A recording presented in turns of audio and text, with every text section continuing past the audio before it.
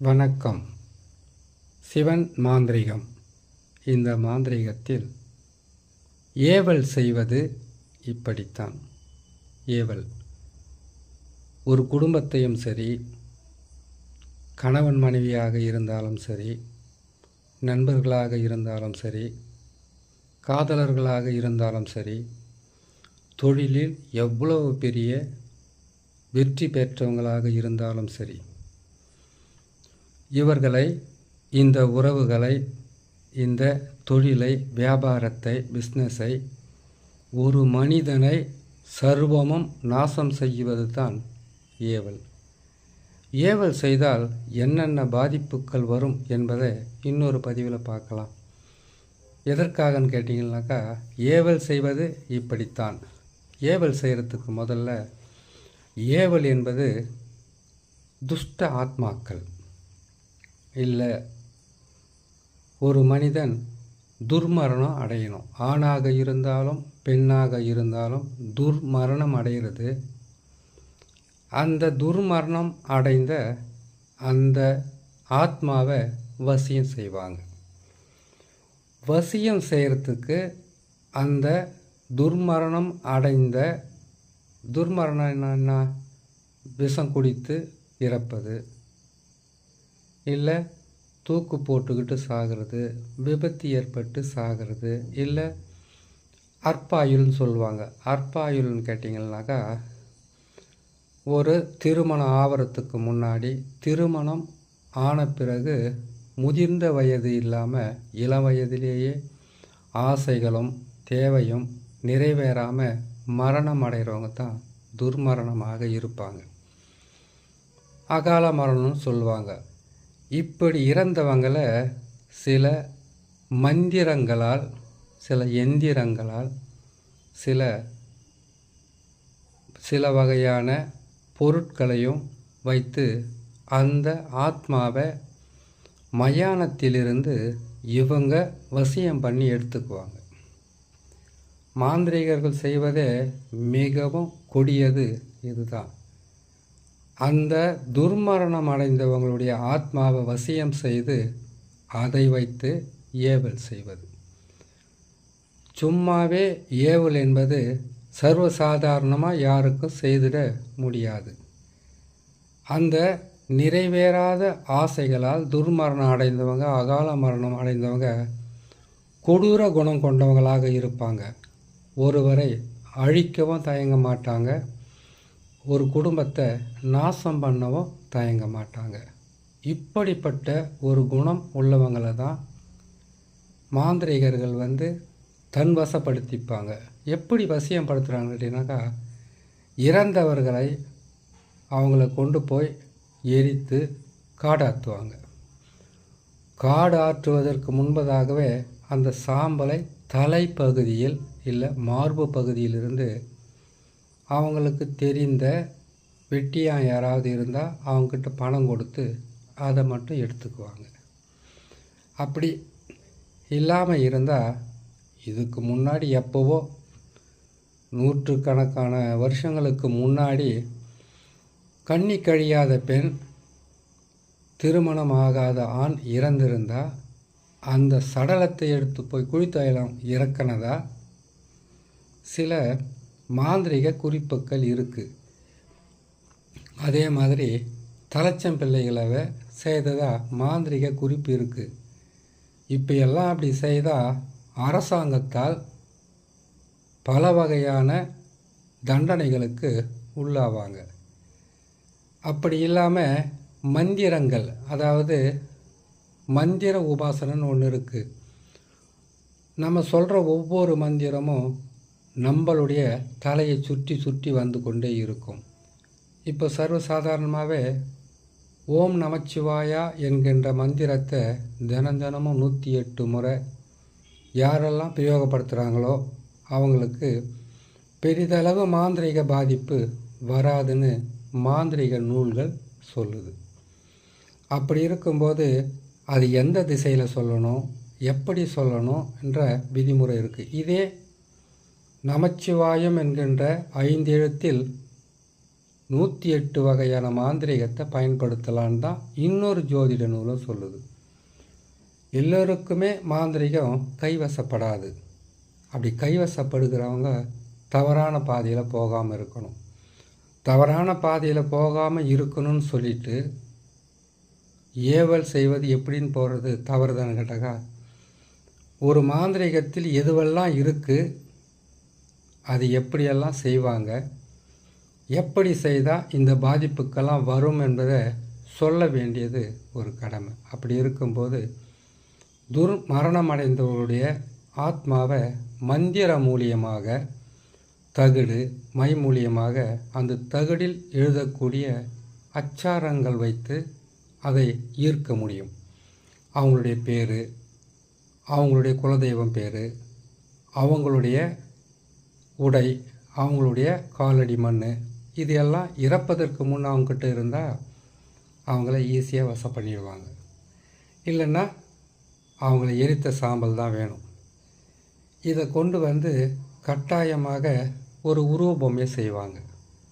அதாவது சாம்பல் இருந்தால் அதில் செய்வாங்க. இல்லைனாக்கா அவங்களுடைய பேர், அவங்களுடைய குலதெய்வ பேர், அவங்களுடைய காலடி மண், துணி ஏதாவது இருந்தால் அதை வச்சு ஒரு ஏவல் செய்கிறதுக்குன்னு பல வகையான விதிமுறைகள் இருக்குது. ஏவல் செய்யும்போது மட்டும் எல்லா மண்ணையும் எடுக்கலாம், எட்டி மரத்தினுடைய மண்ணை மட்டும் தொடக்கூடாது. ஏன்னு கேட்டிங்கனாக்கா, துஷ்ட ஆத்மாக்களை விரட்டி அடிப்பதில் முதலிடம் பெறுவது எட்டி மரத்து வேறு தான். இந்த எட்டி மரத்தினுடைய கிழக்கு, மேற்கு, வடக்கு, தெற்குன்னு சொல்லக்கூடிய 4 வகையான திசையில் இருக்கக்கூடிய வேரும் 4 வகையான பலன்களை தரும். எட்டி மரத்தினுடைய வேர், எட்டி மரத்தினுடைய கிளை, இலை எதுவாக இருந்தாலும் வீட்டுக்குள்ளே இருந்தால் வீட்டில் இருக்கக்கூடிய தெய்வங்கள் கூட வீட்டை விட்டு வெளியில் ஓடுன்னு சொல்லுவாங்க. ஒரு வீட்டில் ஒரு செய்வன பாதிப்பு, இல்லை ஏவல் பில்லி சூனிய பாதிப்பு, இல்லை எவ்வளவோ மாந்திரிகத்தால் பாதிப்பு இருக்குன்னாக்கா, எட்டி மரத்தினுடைய கிழக்கு பக்கம் இருக்கக்கூடிய வேரை எடுத்துகிட்டு வந்து அதை 4 வகையான அஷ்டபந்தனமாக செய்து ஒரு வீட்டுக்கு 4 பக்கமும் இதற்குண்டான பலியுடன் சேர்த்து அதை புதைத்து வச்சிட்டாக்கா, அந்த வீட்டில் இருக்கக்கூடிய துஷ்டாத்மா மட்டும் இல்லை, அந்த வீட்டுக்கு குலதெய்வமே வராத அளவுக்கு வேலை செய்யும்.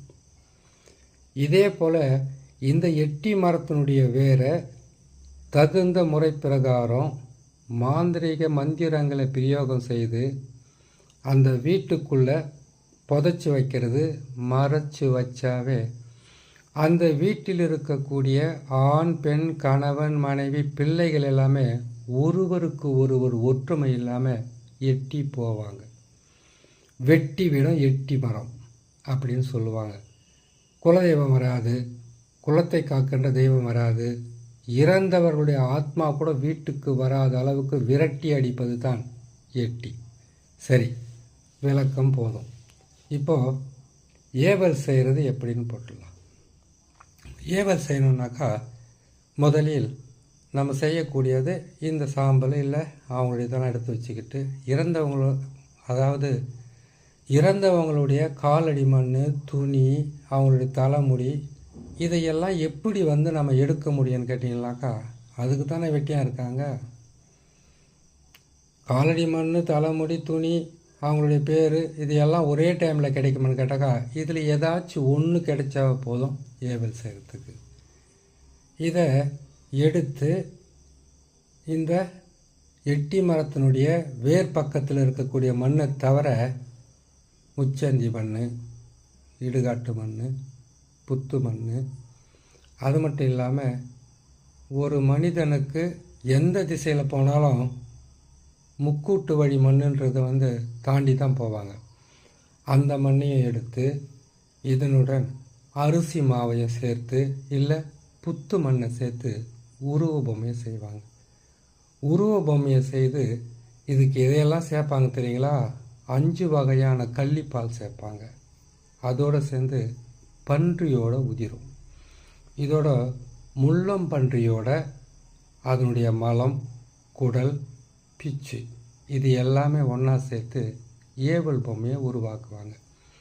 இந்த பொம்மையை உருவாக்கிட்டு இதுக்கு கள்ளிப்பாலுடைய கள்ளிச்செடியினுடைய பாலும் பன்றியோட உதிரமும் சேர்த்து நல்லா பிசைந்து ஒரு உருவ பொம்மையை உருவாக்கி அந்த உருவ பொம்மைக்கு கண்ணில் பார்த்திங்கன்னாக்கா ஒவ்வொன்றுக்கும் ஒவ்வொரு பொருளை வச்சு உருவாக்குவாங்க. இதை உருவாக்கி இதுக்கு உண்டான பூஜை விதிமுறைகள் பிரகாரம் இதுக்கு அருகம்புல், எருக்கம்பூவு, இந்த வகையான எல்லா வகையான மலர்களையும் அதுக்கு பூஜை செய்து அதுக்கு பிறகு தான் அந்த உருவத்துக்கு சிவப்பு துணி இல்லை கருப்பு துணி இதை பயன்படுத்துவாங்க. இதை பயன்படுத்திட்டு அதுக்கு உண்டான மந்திரத்தை அவங்களுடைய பேரோடு சேர்த்து சொல்லுவாங்க.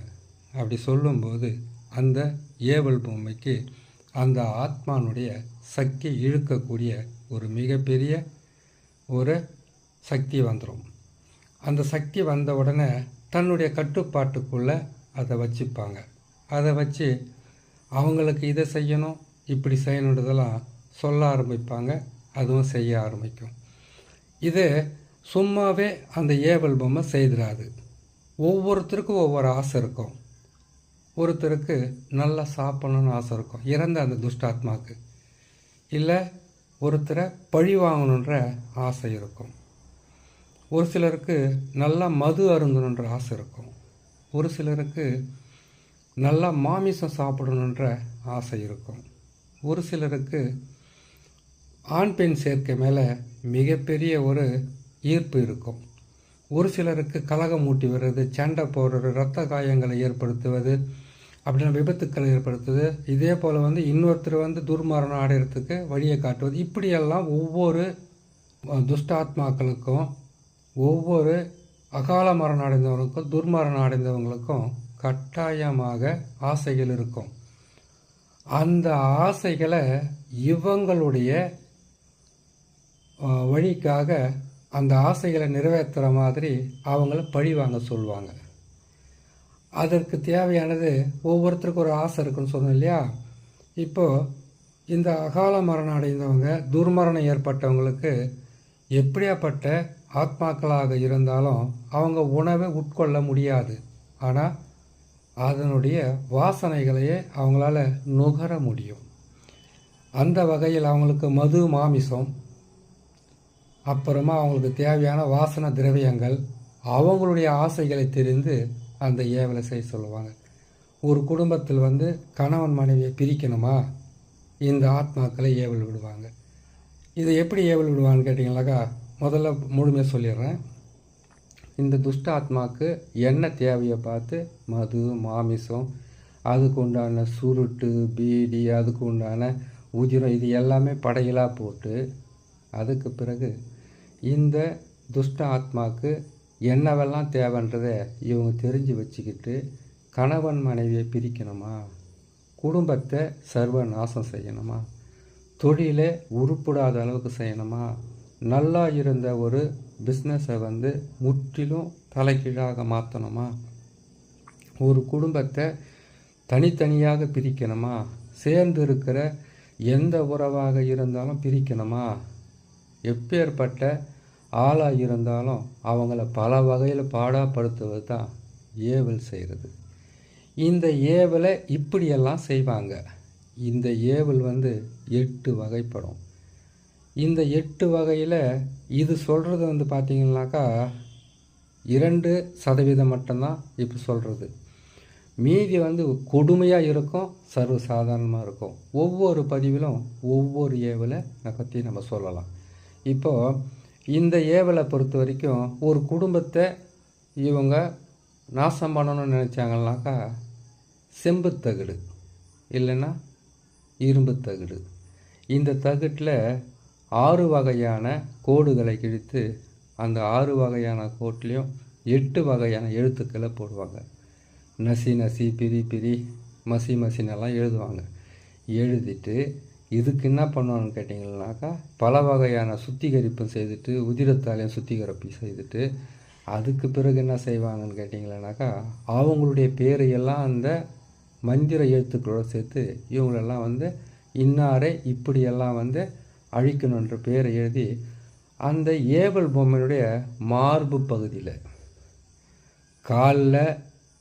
கால் பகுதியில் செய்கிறது ஒன்று இருக்குது, முழங்கால் பகுதியில் செய்கிறது ஒன்று இருக்குது, இடுப்பு பகுதியில் செய்கிறது ஒன்று இருக்குது, மறைமுகஸ்தானத்தில் செய்ய வேண்டிய பலன் ஒன்று இருக்குது, வயிற்றில் செய்கிறது ஒன்று இருக்குது, மார்பகத்தில் செய்கிறது ஒன்று இருக்குது, புஜத்தில் செய்கிறது ஒன்று இருக்குது, 2 கையிலையும் செய்கிறது ஒன்று இருக்குது, கழுத்தில் செய்கிறது ஒன்று இருக்குது, வாய் வழியாக வாய்க்கட்டு போடுறதுக்கு உண்டான வழி இருக்குது.